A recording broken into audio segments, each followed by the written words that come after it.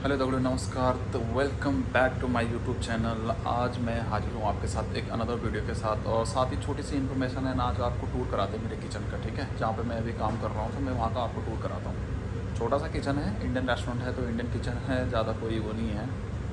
बस अभी आ रहा हूँ मैं आज सुबह रेस्टोरेंट ओपन करने के लिए, बिकॉज़ आज एक बंदे की छुट्टी है जो सुबह आता था, तो आज मुझे आना पड़ गया। और इसी के साथ आपको बताता हूँ कि हमारे किचन में क्या है, कौन कौन से हम ग्रेवियाँ यूज़ करते हैं यहाँ जर्मनी में। और मुझे एफबी पे भी किसी बंदे का मैसेज आया था कि बताना आप लोग कौन कौन से सॉसेज ग्रेवी वगैरह यूज़ करते हो। तो चलो आज आपको बताते हैं। भाई ये है हमारा छोटा सा किचन, ठीक है। ये यहाँ पे है एक तंदूर है, एंड ये सेक्शन है हमारा इंडियन करी का। फ़िलहाल तो यहाँ पे बन रही है चाय, क्योंकि मैं अभी सुबह आया हूँ तो अभी कोई नहीं है मेरे अलावा। तो भाई ये हमारा तंदूर है। बाकी स्टोर रूम वगैरह हमारे डीप फ्रीज वगैरह इस साइड हैं, कुछ यहाँ हैं, फ्रीज वगैरह बहुत हैं। ये है हमारे तंदूर का कबाब का सेक्शन, ठीक है। ये देख सकते हो आप, मैं यहाँ पर दिखा रहा हूँ। ये हमारे 2 4 और 6, ये 6 नॉनवेज के कबाब हैं, और ऐसे ही कुछ वेजिटेरियन भी हैं 3 4, ठीक है। और फिलहाल तो गंद मची हुई है, ये देखो यहाँ पे ये सारे सेटअप हैं हमारे। एक ये हमारी मसाला ट्रे, इसमें एक कॉमन चीज़ मिलेगी आपको जर्मनी के इंडियन किचन में स्पेशली। आपको ये जो डब्बे दिख रहे हैं, ये है इसमें भिंडालू पेस्ट एंड ये है बिरयानी पेस्ट। ये कॉमन है, ये आपको हर किचन में मिलेंगे, हर जर्मनी के हर इंडियन किचन में आपको ये चीज़ मिलेगी। साथ ही यहाँ पे राइस भी बॉईल हो रहा है।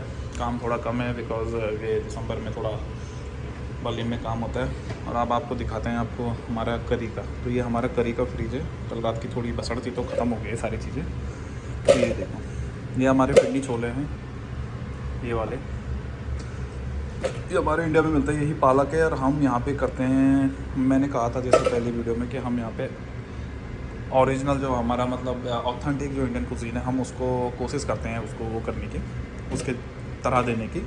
तो इसलिए हमारे यहाँ पे हम ग्रेवियाँ 4 टाइप की हमारे ग्रेवियाँ बनती हैं। ये हमारे कोरमा के लिए बनती है जो काजू से है प्योर। ये हमारी जो करी सॉस है, हमें जिसे वेज ग्रेवी बोलते हैं, बस इसका कलर थोड़ा डिफरेंट होता है यहाँ पे, क्योंकि हम इसमें थोड़ा टमाटो यूज करते हैं। ये हमारा चॉप ऑनियन चॉप मसाला वो हो गया। दूसरी ये मखनी ग्रेवी। तो मखनी ग्रेवी में यहाँ पे हम कैशू नहीं डालते हैं, बिकॉज यहाँ पे बहुत से लोगों को नट से एलर्जी होती है, तो इसलिए हम ये सारी कैशू वगैरह नहीं डालते। ये है आज के लिए तैयारियाँ, ठीक है। यहाँ पे हम डिफरेंट टाइप्स की दाल हैं या बहुत सारी चीज़ें हैं। तो ये हमारा आला कार्ट का फ्रीज है, इस तरह से कुछ भरे हुए मिलेंगे आपको। ये मटन टिक्कों के लिए कटेगा, क्योंकि इसका लैम टिक्के बनने हैं, तो कल निकालना भूल गए तो अभी ऐसे थॉइंग के लिए डाला हुआ है।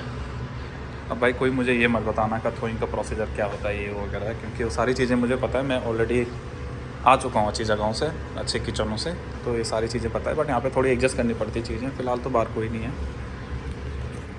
एंड बात करते हैं यार कि क्या है ड्यूटी के बारे में। ड्यूटी तो यहाँ पे थोड़ी सी ज़्यादा होती है, सबको ही पता है कि यहाँ पे थोड़ा मैन पावर की शॉर्टेज होती है, तो इसलिए तो यार एक छोटी इन्फॉर्मेशन ये भी थी कि मैंने एक लास्ट टाइम एक बताया था कि मैंने शायद उसे अपनी लैंग्वेज में डाला था। तो लास्ट टाइम मैंने बताया था कि बंदे का वीज़ा रिजेक्ट होने का रीज़न ये था कि उसने जो इंटरव्यू में उससे सवाल पूछे गए थे उनका प्रॉपर आंसर नहीं दिया गया था। तो भाई जो भी आप अप्लाई कर रहे हो यहाँ के लिए, तो आप एटलीस्ट आपका जो कॉन्ट्रैक्ट लेटर है उसे प्रॉपरली चेक करो कि उसमें क्या चीज़ें मेंशन है। तो वही आपको वहाँ पे बताएंगे, ना कि आप उसमें ऊपर नीचे बोलो, ठीक है। क्योंकि सामने वाले ऑफिसर को डाउट होता है इस बारे में, तो इसलिए हर एक चीज़ को डिटेल के साथ देखो। पहले एक दिन पहले रट्टा मारो। ईजी चीज़ कुछ 4-5 चीज़ें होती है बेसिक जो आपको याद रखनी होती है, जगह का नाम या ड्यूटी हाउस वगैरह ये सब पूछे थे, उसका तो वो आंसर नहीं दे पाया था प्रॉपर। शायद कुछ और भी क्वेश्चन होंगे, तो इसकी तैयारी करो। बाकी प्रोसेसिंग टाइम आज भी वही है, 3 से 4 महीने इंडिया से लग रहा है। दिल्ली से थोड़ा जल्दी हो रहा है 2 महीने के अंदर। वही बेंगलुरु से थोड़ी डेट की, तो हर जगह से ही प्रॉब्लम है। खैर से एजेंट लोग वही आपसे दबा के पैसे लेंगे, इसलिए मेरा तो हमेशा से यही रहता है कि भाई वेट एंड वॉच, थोड़ा आप अप्लाई करके रख दो। प्रोसीजर मैंने ऑलरेडी आपको बता रखा है कैसे अप्लाई करना है वीज़ा के लिए। सिर्फ आपका जो फॉर्म था वो थोड़ा चेंज हो गया, अभी BDX फॉर्म आ गया, तो वो भी एकदम ईजी है भरने के लिए, कोई बड़ी बात नहीं है। एंड दुबई से भी वही प्रोसीजर लगभग हर जगह से सेम है। दुबई से 1-1.5 महीने के अंदर या 2 महीने के अंदर, मैक्स टू मैक्स 2 महीने के अंदर आपको वीज़ा मिल जाएगा, ठीक है। प्रोसीजर लगभग सेम है, फॉर्म सेम है, सब कुछ सेम है। बस दुबई से आपको फूड ट्रायल देनी पड़ रही है, एंड इंडिया से अभी आपको फूड ट्रायल की ज़रूरत नहीं है। लगभग जगह इंडिया से, मुंबई दिल्ली वगैरह से फूड ट्रायल नहीं होती। फूड ट्रायल सिर्फ आई थिंक आउट ऑफ जो बाहर रह रहे हैं उनके लिए, इवन मलेशिया वगैरह से भी फूड ट्रायल नहीं है, सिर्फ दुबई में फ़िलहाल है, क्योंकि मेरा एक दोस्त आ रहा है इस वजह से मुझे वो एकदम डिटेल से पता है। प्रोसेसिंग क्या है, कैसा है, अगर आप लोगों को कोई डाउट है तो आप पूछ सकते हो, हम आपको ज़रूर आंसर करेंगे, हेल्प करेंगे इसमें। और चलो बाकी मिलते हैं फिर आपको नेक्स्ट वीडियो में। आपको एक गुड न्यूज़ है, क्योंकि जर्मनी ने अभी सबके लिए वीज़ा खोल दिए हैं, ठीक है। पहले जैसे इंडिया से सिर्फ स्पेशलिटी कुक हायर किए जाते थे, अदर कोई नहीं, बट अब कुक के लिए, नॉट सर्विस के स्टाफ या वेटर वगैरह, इनके लिए नहीं। अगर आप आ सकते हो तो किसी बड़े होटल में आ सकते हो, अगर कोई कंपनी आपको डायरेक्ट हायर करती है तो, अदरवाइज़ नहीं, ठीक है। बट लेकिन एज ए स्पेशली शेफ़ लोग, जितने भी हमारे शेफ्स हैं सारे, चाहे वो क्वांटी हो, बेकरी हो या कोई भी डिपार्टमेंट हो, सबके लिए वीज़ा अभी अवेलेबल है जर्मनी के अंदर, आप अप्लाई कर सकते हो।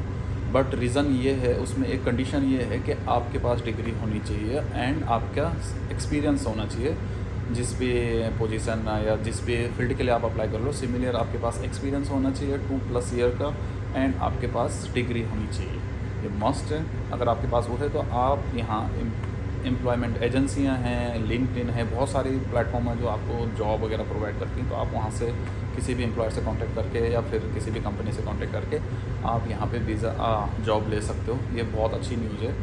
ये अभी 2-3 सालों से हुआ है, आई थिंक 2 साल या 1 साल से गवर्नमेंट ने पॉलिसी अपनी चेंज की है, बट उसके लिए मस्ट यही है कि आपके पास डिग्री चाहिए।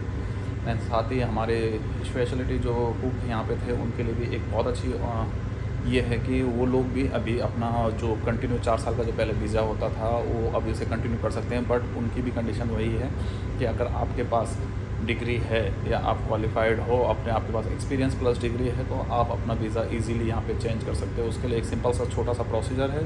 आपको एक यहाँ पे आएगा करके एक डिपार्टमेंट है, वहाँ पे आपको अपने डॉक्यूमेंट भेजने हैं, वो आपको आपकी क्वालिफ़िकेशन चेक करेंगे, उसे देखेंगे, अगर वो आपकी प्रॉपर निकलती है तो वो आपको एक सर्टिफिकेट देंगे, उसके बेस पे आप अपना वीज़ा कैटेगरी चेंज कर सकते हो, एक आप क्वालिफाइड शिप में खुद को कन्वर्ट करवा सकते हो, जो कि आपको कंटिन्यू वीज़ा मिलता जाएगा जब तक आप जॉब कर रहे हो लीगली।